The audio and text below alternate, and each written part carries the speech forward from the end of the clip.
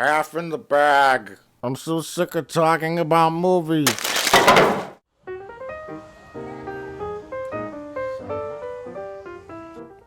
Nurse Naughty. I don't think she's a real nurse. Hey, sorry I'm late, but just got back from the Cleveland Comic-Con. I had to get Lou Ferrigno's autograph. Oh, yeah. Yeah, I just didn't have time when we were in Chicago, and he so rarely does conventions.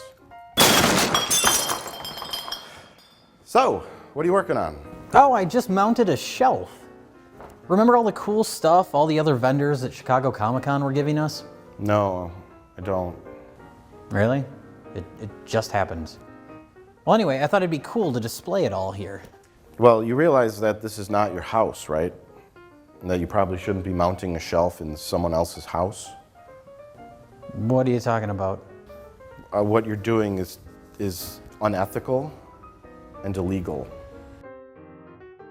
So if these people gave us this stuff, what did we give them in return? It wasn't money, was it? Oh, God, no. Oh, thank God. We gave them copies of our movie Feeding Frenzy. Don't you remember anything? You know, all this stuff is pretty neat. I wonder what all those vendors thought of Feeding Frenzy.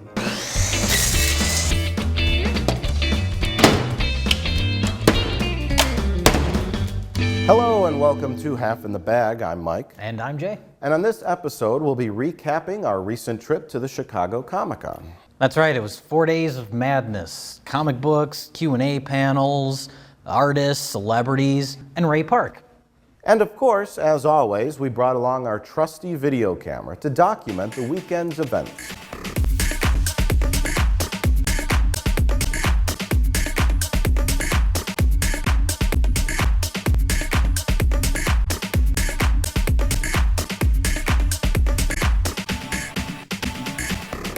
Hey, we're here at the 2011 Chicago Comic-Con.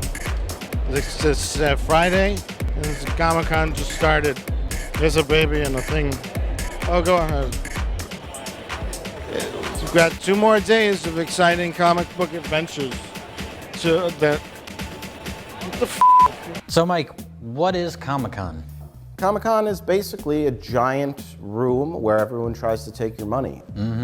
It's also a place where you could meet your favorite comic book artists, celebrities, or, browse some of the dealer tables and look for useless junk you don't need. Hey everybody, here I am standing next to a whole bunch of future landfill. If you're looking for a little Nicky action figure, it's the place to be.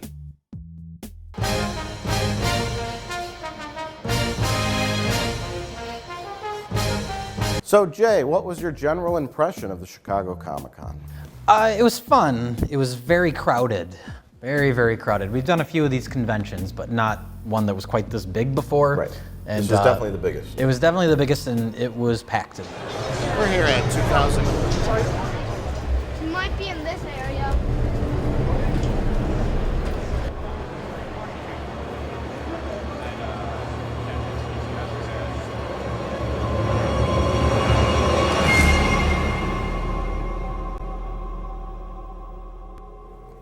So for those of you who have never been to Comic-Con, and I assume most of our viewers probably have, it generally breaks down like this. There's a section which we call the Celebrity Zoo. Welcome to the Celebrity Zoo, where careers come to die. Which features actors and entertainers and people like that will sign autographs for you, and you can talk to them. They will do this for free. Oh, for free? I don't think that's what you meant to say. You're right, I'm sorry. What I meant to say was cash. But for free, you can have Christopher Lloyd chew food in your face. So yeah, the Celebrity Zoo section is very odd. It feels like a zoo, like it's called, or a museum, where everyone has their little display and their name is there, and it's very like, you feel awkward, like you don't want to make eye contact with them unless you're willing to give them money. Yeah. And you feel weird going up to them and just chatting. Yeah. And then like walking away without buying something. Like you've wasted their time. Because you know that's what they're thinking. You've blocked their table from potential other customers and they're just like looking down at their pictures, going, Yeah. are you going to buy something? Are you going to buy something? It feels like it's a forced human interaction. It's I don't know, it's psychologically it's a little strange because they do look like they're things on display. Yeah. Remember this person from this show? Here they are in this section. Yeah, especially when there's nobody around their table, then it really feels like the unloved exhibit at the museum.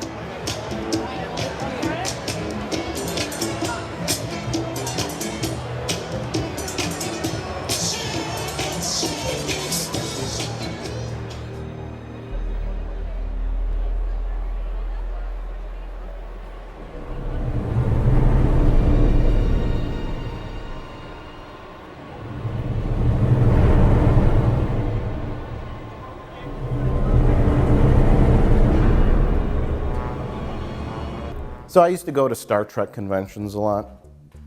I said that out loud. You're actually admitting to that? Yeah, I did when I was younger, and they were creation entertainment conventions, and they were a little different because there was always like one big celebrity that would come, one big Star Trek star, one or two, you know, and the day would go where you'd get let into the convention and you'd go around and buy things, and there'd be a couple little events happening. They'd play a music video, or they would do trivia or something like that. But everything would lead up to like 5 p.m.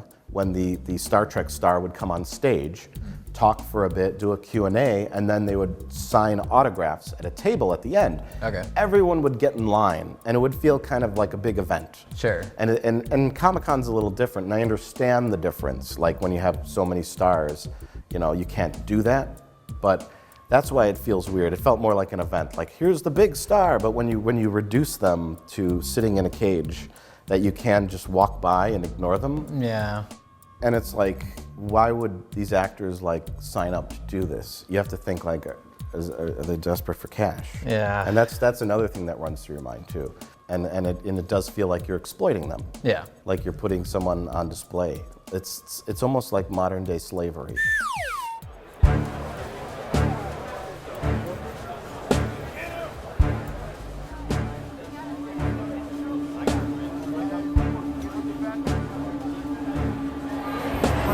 Excuse me.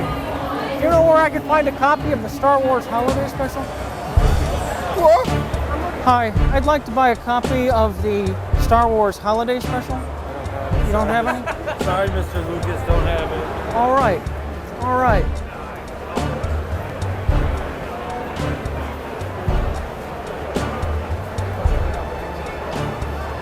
Hi. I'd like to purchase a copy of the Star Wars Holiday Special.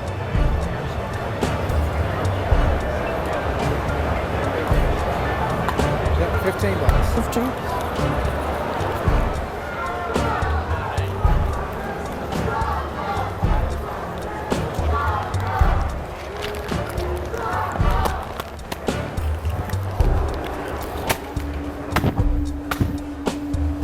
Thank you.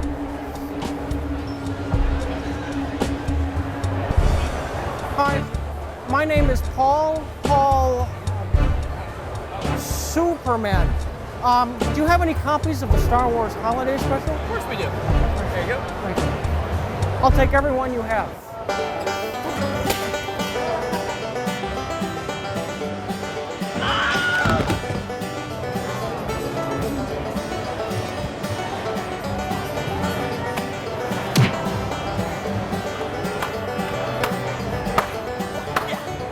Hi, I would like to purchase this. Hey, 15.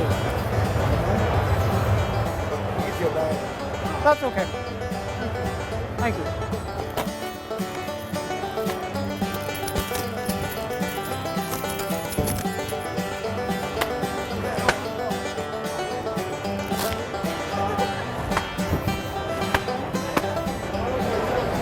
Hi. Do you have any copies of the Star Wars Holiday Special? Yeah, right there on the end.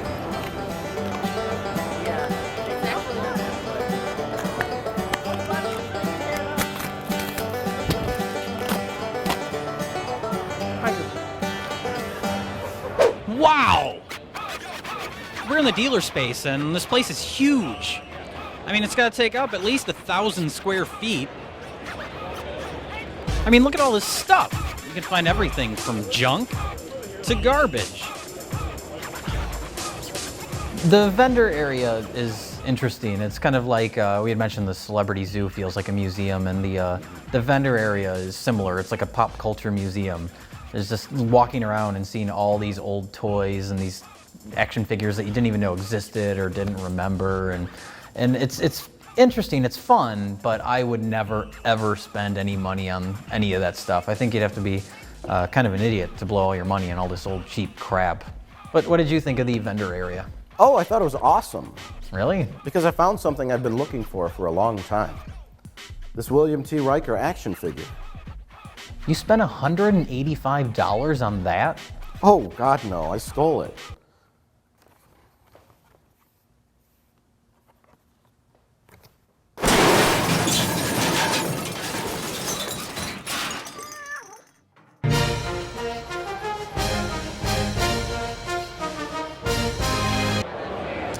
Well, there's a lot of Star Wars titles here. Star Wars Deleted Magic. Oh, I'd pick up a copy of this, but I won't.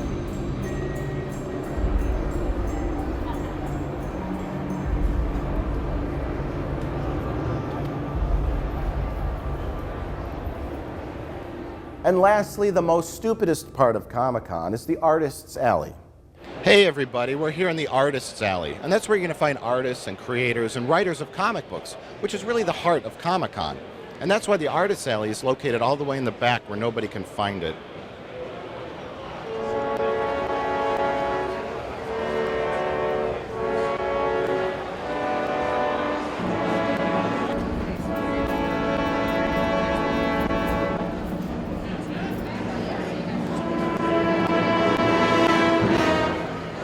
Well, Jay, speaking of the Artists Alley, we finally got to meet Freddie Williams, who is an illustrator for DC Comics, and he did the artwork for the movie poster for our film Feeding Frenzy.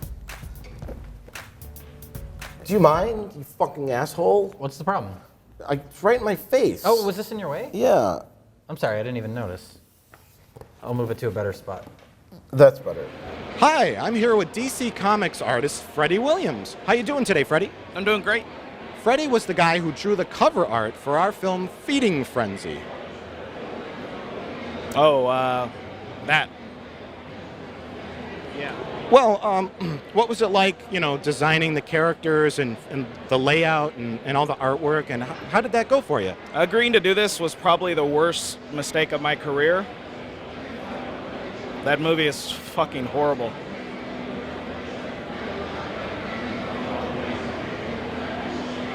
Would you like a copy?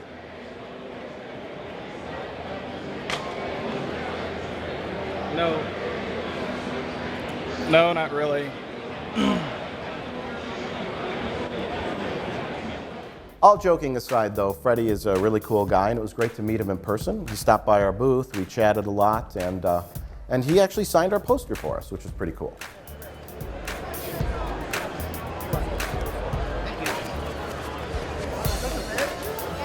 Even cooler was when he helped us knife that homeless guy behind the convention center.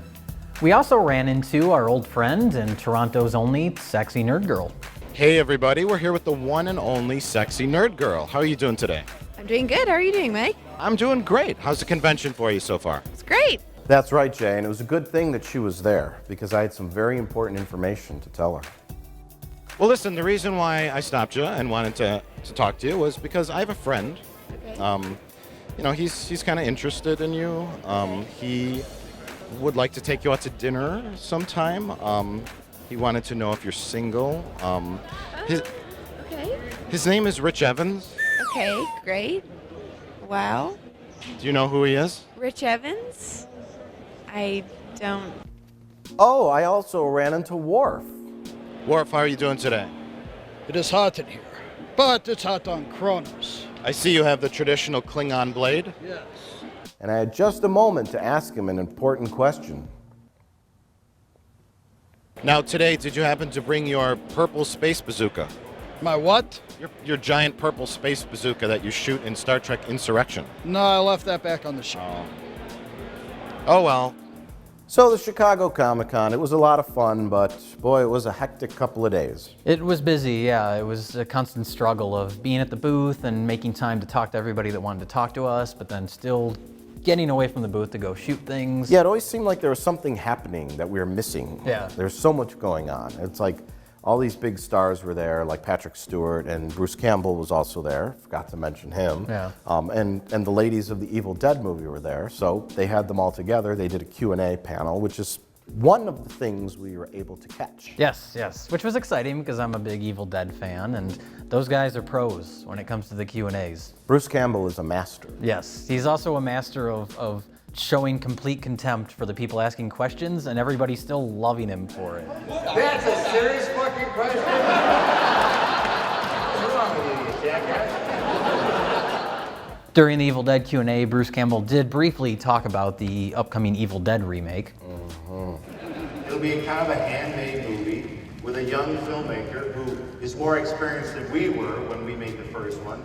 We'll be casting more experienced actors than we had, so I don't see how it could be any worse. And someone did ask him the question that I had, was he ever going to play Ash again in another Evil Dead film? You want part 4? I'm too old for those movies now, sir. A lot of Q&As I really would have liked to see as well. You know, Patrick Stewart, Lou Ferrigno. Who wouldn't want to miss that? But don't forget, Jay, we did manage to interview at least one celebrity. Hey, we're here with LeVar Burton from TV's Star Trek The Next Generation. How are you doing today?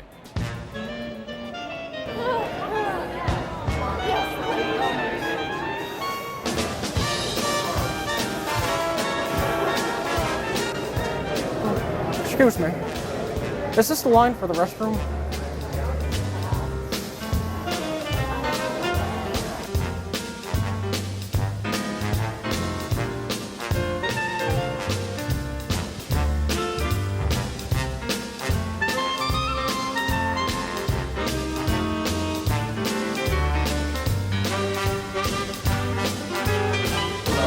Are you sure this is the line for the restroom?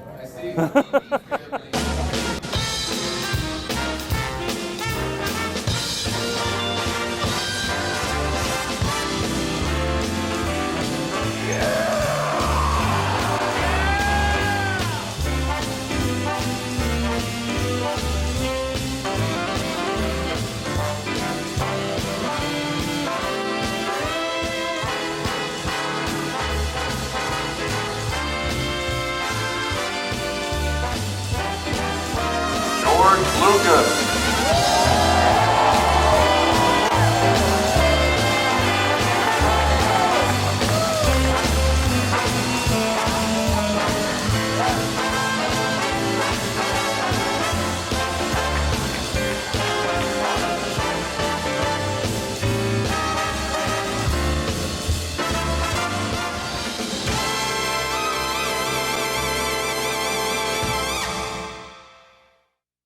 So, Chicago Comic-Con. It was fun. It was nice to meet everybody that came up to the booth and run around and see weird things. I enjoyed the experience, but it was really exhausting and it was really crowded. Yeah, like when we went to see the Evil Dead panel, we came back and our booth was just completely trashed. Right. Yeah, it must have been just a crowd of people in the walkway, and just something happened. It's just, I don't know. That's what happens when you put a bunch of nerds in a big room.